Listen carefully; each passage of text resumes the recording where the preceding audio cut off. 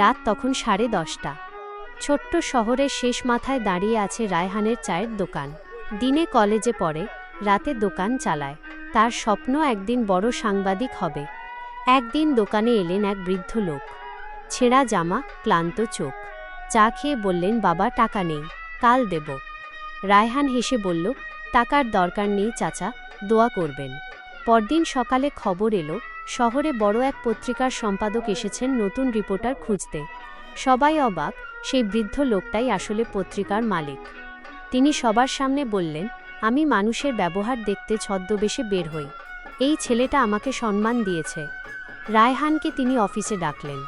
একটা ছোট সুযোগ দিলেন, একটা প্রতিবেদন লিখতে। রায়হান রাত জেগে লিখল নিজের শহরের মানুষের সংগ্রামের গল্প। কয়েকদিন পর তার লেখা ছাপা হলো প্রথম পাতায়।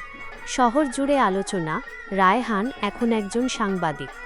চায়ের দোকানের সাইনবোর্ডে সে নতুন করে লিখল, স্বপ্ন বিক্রি হয় না, পরিশ্রমে অর্জন করতে হয়। আর প্রতিদিন চা বানানোর সময় সে মনে মনে বলে, এক কাপ চাই বদলে দিতে পারে পুরো জীবন।